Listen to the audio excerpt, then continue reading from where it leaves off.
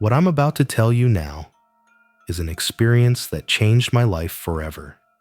Even now, whenever I remember that day, even if I'm happy, sadness soon takes over. I remember this happened when I was 25 years old and taking a night bus trip. At that time, I was working as a freelancer and needed to travel to several cities to get clients. On that specific night, I was returning from a meeting in Detroit and needed to catch a bus to Grand Rapids. It was winter, and the cold was bone-chilling. The kind of cold that hurts your bones, you know? I was there, at the bus station, wrapped in my thick coat, waiting for the bus. It was already past 10 p.m., and the station was practically empty, just a few lost souls like me.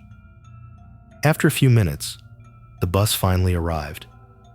It was one of those old buses, kind of falling apart, but still running. To be honest, I didn't care about the bus's appearance.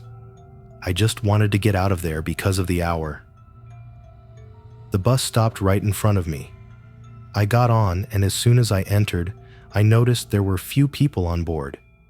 Maybe 5 or 6 people scattered in the seats. I found a spot near the window and settled in, took out my phone, and since it was late, I decided to watch some YouTube videos to try to forget about the fatigue. I put on my headphones and off we went. The driver was a big, silent guy with a serious face. He just gave me a quick glance when I got on, and then continued driving. The bus left the station and began the long journey down the dark road. After about 30 minutes, things started to get strange.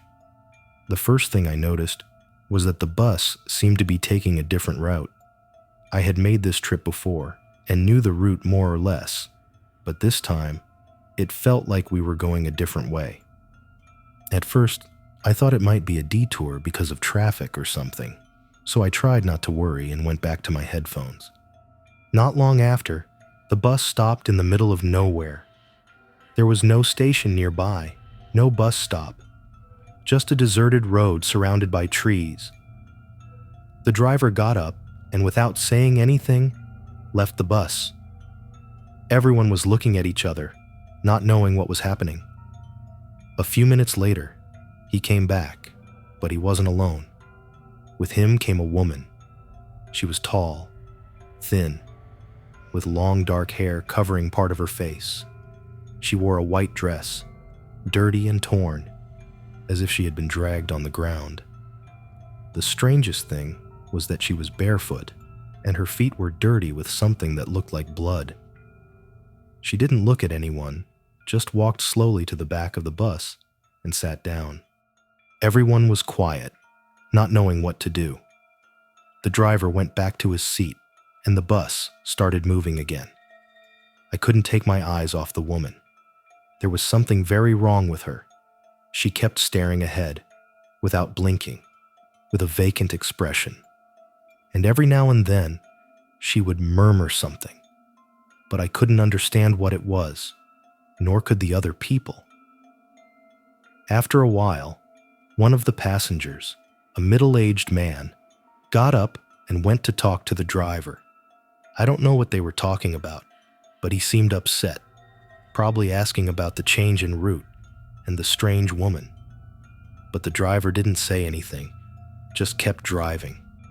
Then the man came back to his seat, but didn't sit down. In the middle of the aisle, he suddenly stopped with a look of terror on his face. His eyes widened, and he started screaming, pointing at the woman. "She's dead! She's dead!" he said. Everyone started to panic. Some people tried to get off the bus, but the doors were locked. I was paralyzed, not knowing what to do. The woman at the back of the bus remained motionless, but now seemed to be smiling. The driver finally spoke, but what he said was even more disturbing. He said, "No one is leaving here. This is your final destination." Then the woman stood up.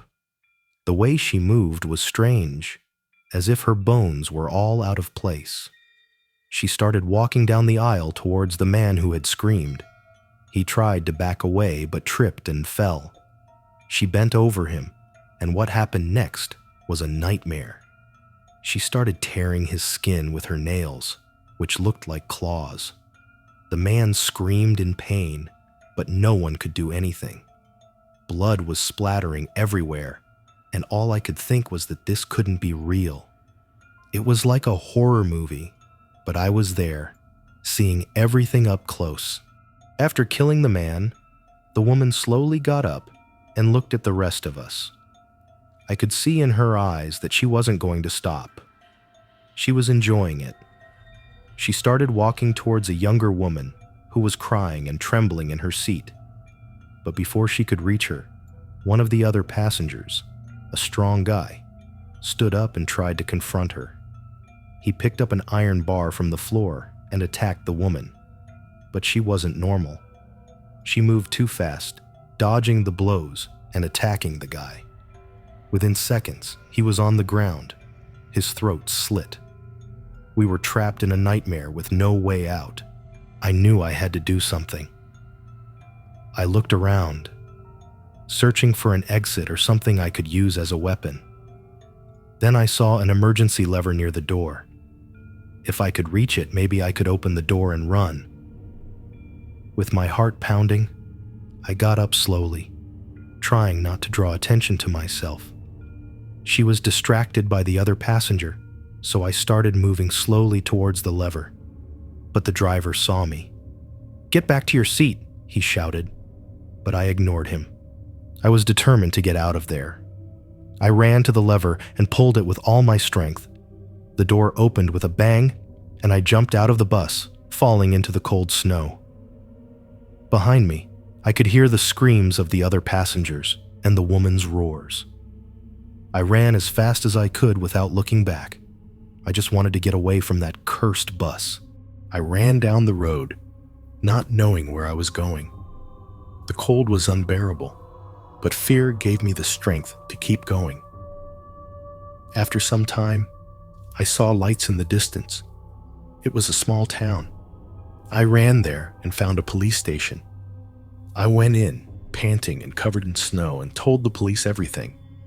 They looked at me like I was crazy, but decided to investigate. They got a patrol car and took me to the place where the bus had stopped. But when we got there, the bus was gone. There were only marks in the snow, like something heavy had been dragged away. The police looked at me suspiciously, as if they thought I had made everything up. I was taken to the station and interrogated for hours, but in the end, without evidence or witnesses, they let me go. No one believed me. To this day, I don't know what really happened that night, if it was real, or if I lost my mind because of fatigue and cold. But one thing is certain. I never traveled by bus at night again. And whenever I see an old bus, I get chills, remembering the woman in the white dress and her empty eyes. Be careful. If you ever need to take a bus at night, think twice. Sometimes the destination can be scarier than you imagine. If you liked the video, don't forget to leave a like and subscribe to the channel. We'll stop here and see you in the next video.